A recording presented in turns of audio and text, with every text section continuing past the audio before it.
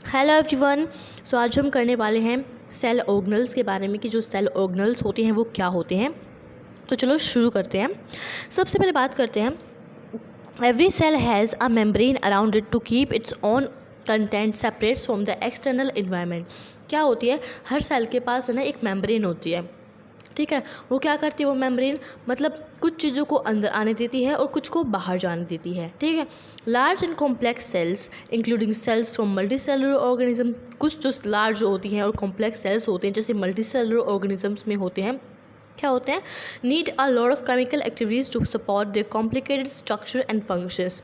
क्या होते हैं, कुछ जो सेल्स होते हैं वो बहुत ज़्यादा कॉम्प्लेक्स होते हैं, बहुत सारी चीज़ों से बने होते हैं, तो उनको क्या होता है, बहुत ज़्यादा एनर्जी की ज़रूरत होती है, केमिकल एक्टिविटीज़ की ज़रूरत होती है, ठीक है, उस स्ट्रक्चर को, फंक्शन को मेंटेन करने के लिए। To keep the activities of different kinds of separate from each other, these cells use membrane bound little structure और एक मिनट रुकना, हाँ।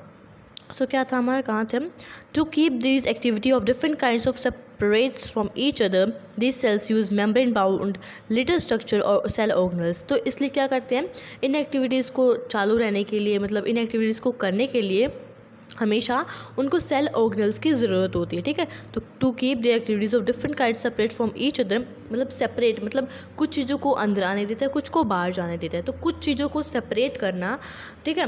वो जो सेल होते हैं ना, इनको बोलते हैं सेल ऑर्गेनल। इसका मतलब ये है बच्चे कि चीज़ों को सेपरेट करने के लिए सेल ऑर्गेनल्स होते हैं, ठीक है, जो मेम्ब्रेन बाउंड लिटिल स्ट्रक्चर होते हैं, छोटे छोटे होते हैं, ठीक है। This is one of the features of eukaryotic cells that distinguished from prokaryotic cells. मैंने आपको समझाया था कि यूकैरियोटिक क्या होता है और प्रोकैरियोटिक क्या होता है। यूकैरियोटिक में सेल ऑर्गेनल्स होते हैं और प्रोकैरियोटिक में सेल ऑर्गेनल्स नहीं होते हैं, ठीक है। तो इसमें यही कह रखा है, यूकैरियोटिक में क्या होते हैं, सेल ऑर्गेनल्स होते हैं। Some of these organelles are visible only with electron microscope.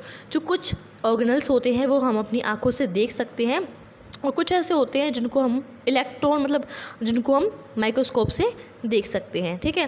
तो मैं आपको नोट्स करवा रही हूँ मेन जो है, और बस इस पैराग्राफ में हमें ये बताया हुआ है कि हम पढ़ेंगे गोल्गी अपैरेटस के बारे में, लाइसोसोम्स, माइटोकॉन्ड्रिया, प्लास्टिड्स, ये कुछ चीज़ें हैं जब हम इसके बारे में पढ़ने वाले हैं। तो हम पढ़ने वाले हैं एंडोप्लाज्मिक रेटिकुलम के बारे में। तो मेन पढ़ते हैं, जो एंडोप्लाज्मिक रेटिकुलम होता है उसकी जो शॉर्ट फॉर्म होती है वो होती है ER। वो क्या होता है, लार्ज नेटवर्क होती है मेम्ब्रेन बाउंड ट्यूब्स, ठीक है। मतलब बड़ी बड़ी शीट्स होती हैं, बड़ी बड़ी ट्यूब्स होती हैं और एक नेटवर्क होता है बहुत बड़ा, ठीक है। और उसमें क्या होते हैं, दो तरह के मेम्ब्रेन्स होती हैं, ठीक है। There are two types of ER। एक होता है रफ एंडोप्लाज्मिक रेटिकुलम और एक होता है स्मूथ एंडोप्लाज्मिक रेटिकुलम, ठीक है। उसके बाद बात करते हैं रफ एंडोप्लाज्मिक क्या होता है। RER लुक्स, मतलब रफ एंडोप्लाज्मिक रेटिकुलम की शॉर्ट फॉर्म है RER। तो जो RER looks rough under a microscope, जो रफ एंडोप्लाज्मिक रेटिकुलम होता है वो रफ दिखा मतलब रफ दिखता है, ठीक है, ठीक है। Because it has a particle called ribosomes attach to the surface. क्यों दिखता है वो रफ, क्योंकि उसके जो सरफेस है उस पर राइबोसोम्स चिपके होते हैं, इसलिए वो हमें रफ दिखता है, ठीक है, ठीक है। आई होप आपको समझ में आ गया होगा।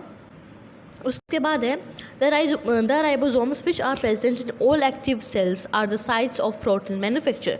मतलब जहाँ पर राइबोसोम होते हैं उसका मतलब ये है कि वहाँ पर जो है प्रोटीन मैन्युफैक्चर होता है, प्रोटीन बनता है। जहाँ पर राइबोसोम होंगे वहाँ पर प्रोटीन मैन्युफैक्चर होगा, वो साइट होगी।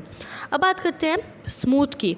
SER मतलब स्मूथ एंडोप्लाज्मिक रेटिकुलम की शॉर्ट फॉर्म है SER।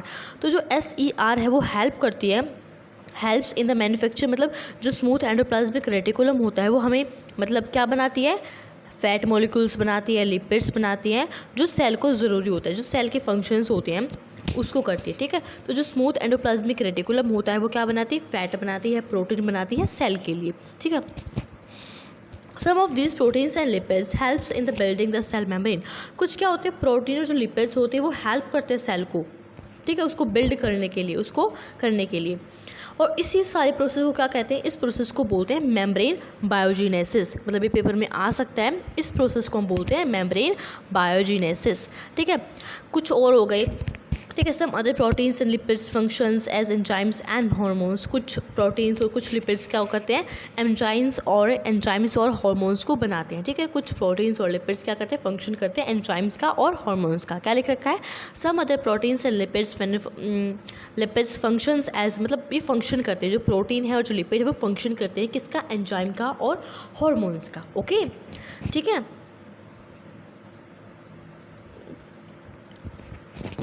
Although the ER varies greatly in appearance in different cells, it always forms a network system। मैंने आपको बताया था कि जो एंडोप्लाज्मिक रेटिकुलम होता है वो नेटवर्क सिस्टम फॉर्म करता है। ठीक है, नेटवर्क सिस्टम फॉर्म करता है।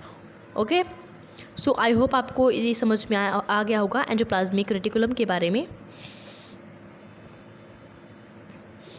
ठीक है, अब बात करते हैं इसके बारे में। जो एक फंक्शन होता है एंडोप्लाज्मिक रेटिकुलम का, to serve as channel for the transport of material specially proteins. मतलब क्या होता है, एंडोप्लाज्मिक रेटिकुलम का जो फंक्शन होता है क्या होता है, मतलब भेजता है वो प्रोटीन, मतलब वो क्या करता है, ट्रांसपोर्ट करता है मटेरियल्स को। ठीक है, मटेरियल्स को भेजता है, और सबसे ज़्यादा किसको भेजता है, प्रोटीन को भेजता है, बिटवीन बहुत सारे रीजन्स में, जैसे साइटोप्लाज्म हो गया या फिर साइटोप्लाज्म के बीच में, न्यूक्लियस में, इन्हें करता है।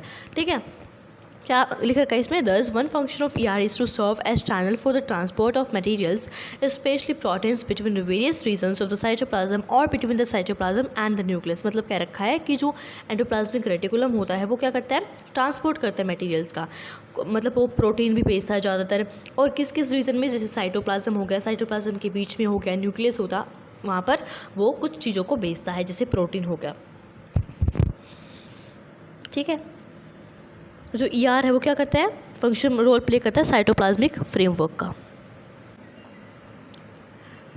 ये जो है आपका प्लांट सेल का स्ट्रक्चर है, जिसमें लाइसोसोम्स होते हैं, स्मूथ होता है, साइटोप्लाज्म होता है, सेल होती है, माइटोकॉन्ड्रिया होते हैं। तो इसमें ये जो ना पेपर में आ सकता है आपका ये डायग्राम, प्लांट सेल का ये डायग्राम है आपका। ओके, अब जो ये गोल्गी एपेटस है इसको हम अगली वीडियो में डिस्कस करने वाले हैं बहुत अच्छी तरह। ये नोट्स हैं जो आपको मैं मेन जो टॉपिक है वो आपको करवाऊंगी। अगर आपको वीडियो अच्छी लगती है तो उसको लाइक और सब्सक्राइब ज़रूर से करना। Bye bye for now, thank you so much.